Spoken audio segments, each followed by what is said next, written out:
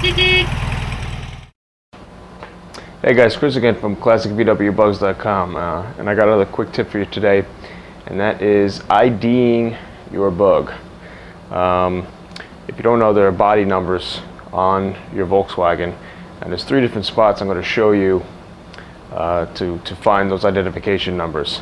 If you find a lot of bugs for sale and you're interested in picking one of them up, whether it's on eBay or Craigslist or even in your area, you're going to want to check these ID numbers.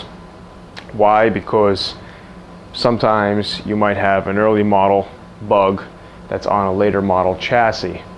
Now, if you're a purist and you want a collectible vehicle, of course you're going to want everything to match. You're not going to want mismatched numbers.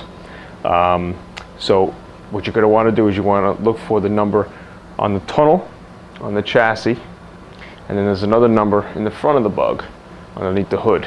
I'm going to show you where those numbers are, and there's another number on the engine.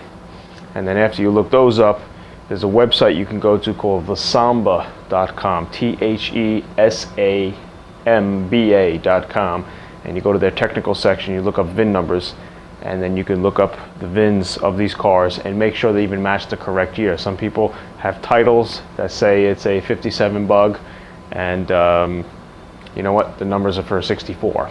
I've seen wacky things like that, so you just gotta want to be careful. But I'm going to show you right now where to find these ID numbers, and so you can play it safe there and make sure you're getting the correct year bug and everything matches if you're looking for a real collectible vehicle. Okay, so we're inside this 54 bug that I'm going to start putting back together. Now, before I bought this car, I just wanted to make sure everything was original on it, and it actually is. But if you notice here, this is where the back seat area goes. So you would want to pick up the back seat of the car here, so you can see where the VIN number is here. I'm going to show you right now. I just kind of cleaned it off so you can see some numbers. I don't know if you can see those there. It's a 1077304. 1 in the dash there. There is a scratch there, so you just kind of have to look close sometimes to see these numbers.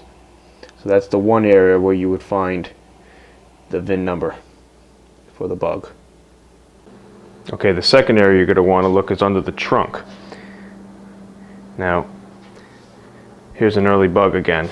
So this is where they put the ID tags. I'm going to show you, I guess I get closer. There you can see the number over here. And that's the VIN. And that number matches from the number inside the car. Some of the later model bugs, they move the plate to a lower section, maybe down here, for another tag. Super Beetles have different spots, but ordinarily they have a tag under the front hood. Sometimes you might find a bug that is missing this plate. So that means somebody swapped that plate and put it on one of their other bugs, and then once again you're going to have a mismatch VIN. So there's the second area to find a VIN. You could also look up the body tag here.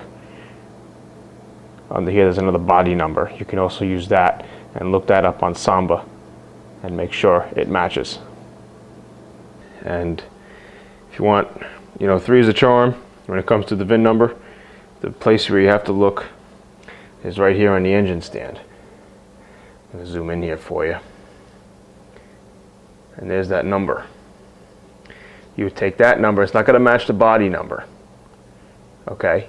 So you're going to have to take that number and take the other VIN numbers and look on Samba and see if they all match the time period of when this bug was released into the public.